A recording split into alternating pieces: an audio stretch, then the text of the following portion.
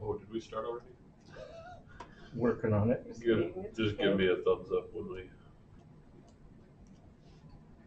Yeah. Okay.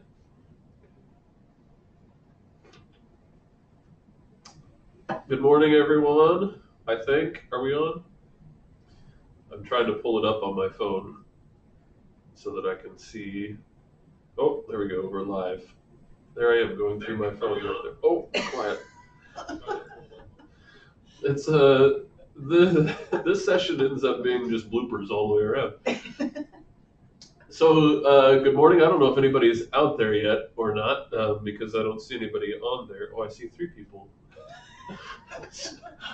So we're starting off in small numbers, but hopefully that'll increase just like last week. So good morning, everyone. This is Mary. Mary is.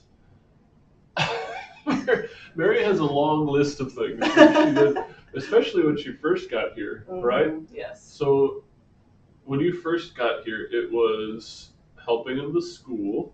Mm-hmm. So what all did you do over in the school? Yeah, before and after school. Before and after care, and the school choir. The school choir. Mm-hmm. And that was an elective at first. Yes. Now you're in charge of club. the music program in the school. Yeah. But then you also were helping with the junior high youth group. Yes. RCIA. Yes. And back up to Victoria, right? Helping her with things, but now you're in charge of the choir. Yeah. Yeah. The choir that doesn't exist right now. Yeah, we can't really sing as choirs right now. No. They exist. Haven't had a rehearsal. Out there. You exist, but just not in the mass. Yeah. I only hope to get back to things. Oh, the Lord only knows when, I suppose. So, I'm kind of excited because Mary and I did something a couple weeks ago, maybe like a month ago now. It was like an advertisement for RCIA. Yeah. And we had this whole thing kind of scripted, but not really. And she had all these questions that she was going to ask me, like someone who didn't know anything really about the church and was not part of the church. And then, so we get into the video, and she just starts rapid firing questions at me. I was like, curious. I can't keep up. So I'm excited because today she can't ask any questions. I've told her that she cannot ask questions. I'm very disappointed. I had a list. So we're answering your questions. So if you have questions that you want to ask, type those out. And then I'm going to see them on my phone. My phone is right here. And when I see question marks, then hopefully, and sometimes I miss questions, so I'm sorry, that's just the way that it goes sometimes. It's hard to keep an eye on you, keep an eye on her, keep an eye on Jason, who's running the camera for us behind the scenes. Jason, wave to the camera if you can. I don't know, can you do that? Oh, I didn't see it there, but anyways. So, yeah, and we actually have coffee. We could cheers, yeah. We actually have coffee this week, thanks to Mary. Mary brought me coffee. But you know who it's really thanks to is I got a very generous card from Seminarian John.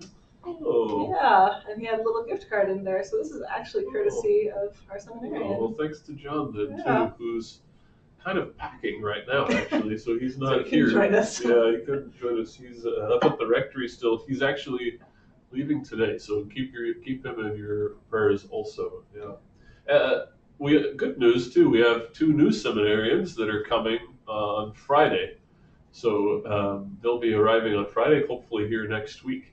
And the other thing besides coffee that we have is not donuts. So we don't have donuts. And I went into the SOS room and I was like, well, I suppose potatoes could be a good substitute.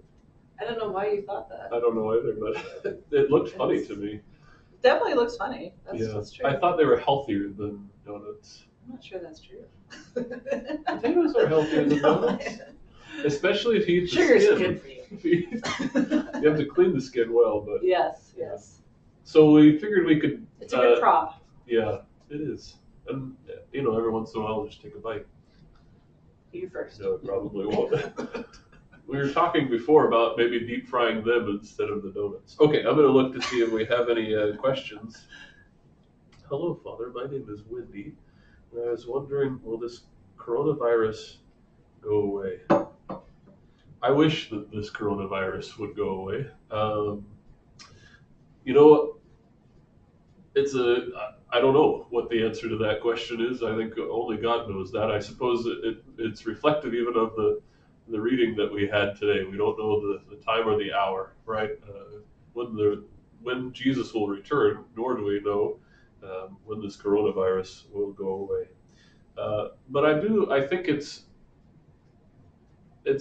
opportunity for us to go to a deeper conversion, a deeper level of conversion. And I've said this time and again, really, since the beginning. I've preached about it, especially I think the first couple of weeks. I said, in some ways, maybe we're in a kind of exile, like the Jewish people in the Old Testament went into exile when they turned away from the Lord. And so many people have turned away from God, and we've pushed them out of our courts, and we've pushed them out of our schools, and we've pushed them out of everything. And so he said, okay, if that's what you want, then that's what you can have. And even within our faith, really, we've done that in many ways too, pushed them out of even our faith as Catholics. We want to believe what we want to believe rather than what God gives to us. And so it's time for us to come back to a place of a deeper conversion. So, yeah, with the grace of God, I don't know if you have anything to add to that. I mean, I don't know. Yeah, I don't think the virus is going to go away. I think we're going to have to learn to live with it. Yeah. You know? And hopefully there'll be medicines that will be created, and if they come up with a vaccine, hopefully they're doing that in a moral way also, which the bishops have been pushing for as well. So, yeah. The next question on here that I see anyway. Oh, Dale asked if we're going to have potato fritters. Actually, potato not a bad fritters. Idea. Wait, I think Mary said beforehand. She said our apple fritters have started to grow. So yeah, this one's it's actually sprouting. So it's a potato fritter, as Dale said. Anyway. And then Priscilla asks how we introduce the two new seminarians. Where'd your question go? It just disappeared on me. Two seminarians, considering our limited circumstances. It'll be probably on video also. So my hope is that they'll be at Mass the next weekend. And we have, again, remember, next weekend Mass schedule changes. Yep. So we have, tell us, who do we have? We have our normal 5 p.m. vigil. And then on Sunday morning at 8 a.m. will be the Spanish Mass. And then at 10 a.m. will be another English Mass. It'll be the Mass for Sunday, Pentecost Sunday, which is different in terms of the readings and propers from the Mass or the Vigil Mass for Pentecost. Ooh, maybe that's a good question. Maybe we should ask this question. This is just popping into my head, so this is dangerous. Yeah. So, Mary had asked me, are we going to do like the 4 readings? So for the Vigil Mass of Pentecost, there's 4 Old Testament readings, the New Testament reading, and then the Gospel, right? It's kind of reminiscent of the Easter Vigil. Yeah. So she was like, are we going to do that? And I was like, ooh. It's an option. You don't have to. But maybe we should ask all of you. So let's see what people say. We're going to do an unofficial poll just in the comments, right? And I'll look at them later. So either you say yes to all of the readings for the Vigil Mass, and we would do that Saturday, and then record obviously still a different Mass on Sunday. Both of them will be live. But what should we do? Should we do all of the Vigil readings or not? It's an option, so why not put it out there? Yeah. And also kind of a fun parallel to Easter is that on Pentecost Sunday, not the Vigil, just the Sunday Mass, we also have the sequence again. Yeah, that's right, the sequence. Yeah. I always have to remember that because I always want to get up to sing the Hallelujah and no, stay seated. Yes, don't move. And the servers usually are coming out because they're just used to it. If I forget to tell them before Mass. Sequences are great. I see 3 questions on here. Actually, I see a lot more than that. Let's see.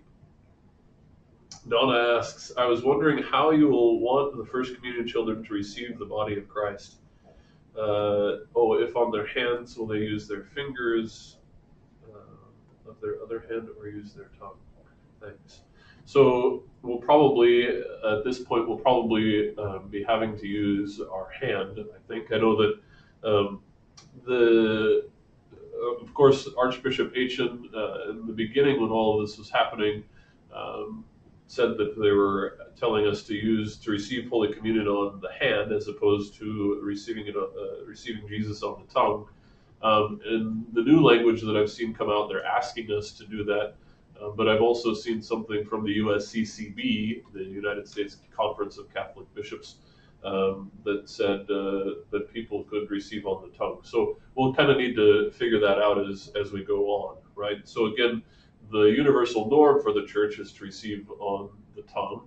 The exception to that rule is to receive on the hand for things like this, like the virus, right? So it's acceptable in those times, those examples. That's a good question.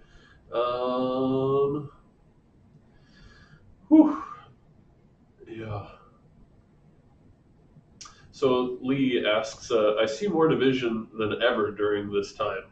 Is this Satan pushing hard against is this his last hurrah? Whew, that's a good question. Tough question, I think. You know, to be honest, when this first happened, when the virus first came out, the first thing well, not the first thing, but early on, I went back and just kind of reread through the book of Revelation, and was kind of seeing the things that the Lord was talking about. And I think in comparison to what we see in the book of Revelation, this is something pretty small, right? I mean, it's big because it's affected our lives and changed the way that we live our lives. But in comparison to those things in the book of Revelation, it's pretty small. Although I do think that the devil's definitely trying to use it to create more and more division. And we see that, again, for a while we talked about that. I think you've talked about that also, right? In the beginning, there was some more unity, people just sort of being in solidarity together and feeling for each other. But that's definitely gone by the wayside, and people are using it as attacks against one another. Just stop it. Stop it. We're called to love one another and follow the Lord, right? Okay. Do you have anything to add to that? I'm just wondering where murder hornets factor in.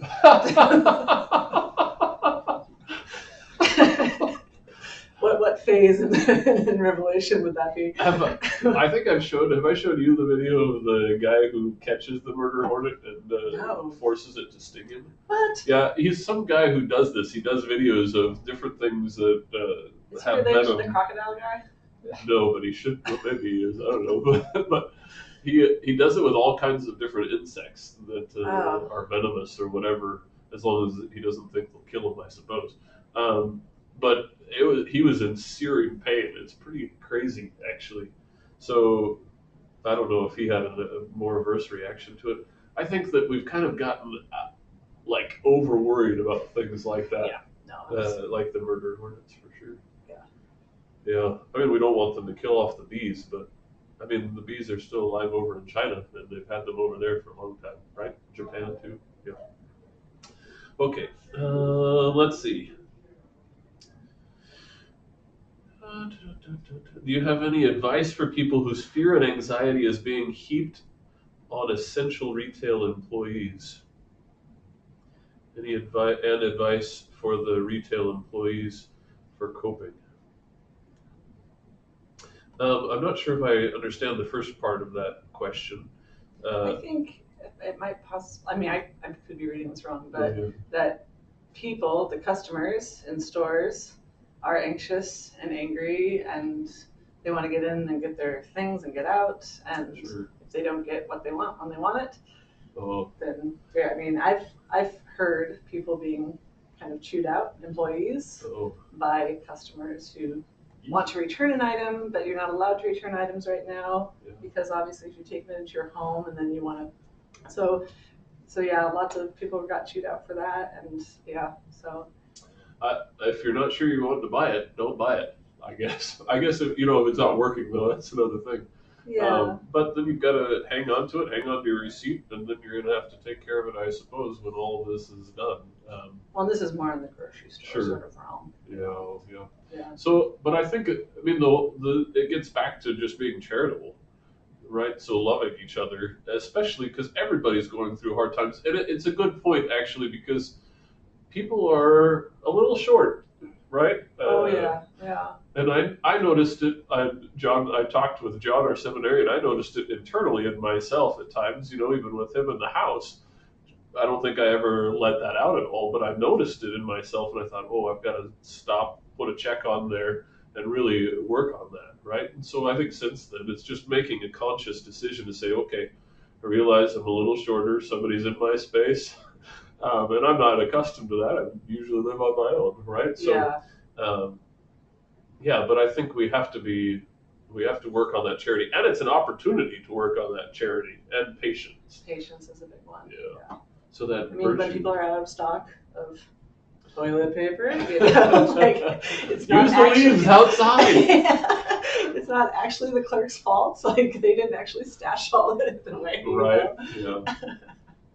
Although I Yeah. think we're over that. Right. That I hurdle. think it's now. That was very strange. Is sanitizer back in the stores yet? Yes. I don't know. Is it? Yes, Okay. like small little ones, and they're like $4. Oh, yeah. Oh, $4 for hand That's pretty crazy. sanitizer. That's expensive. Just get some vodka and make your own. Just wash your hands in vodka. No, I think you have to mix it with aloe and something else. I Oh. read a recipe. Okay. And advice for retail employees who are coping: prayer, right? I mean, prayer and patience also, and to realize that all of us are going through a tough time too, right? And so I know that that's hard, and I get it too, because there are times where people will grumble about things with me too, and I just have to say, okay, be patient, right? And that happens a lot as a priest. But so it's working on that patience. Yeah. Yeah. Okay. Other questions here who are on here? Let's see. That's lots of comments.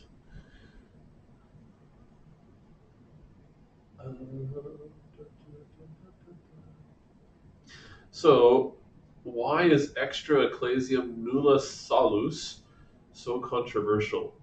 Is this still doctrine?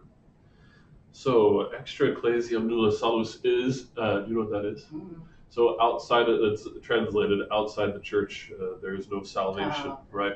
So, we talk about that, and that's a good question. We talk about that in terms of being stated in a negative theology sense, not in the sense of, we're not talking about it being bad or negative in that sense, but it's a way of saying something that's not as opposed to something that is.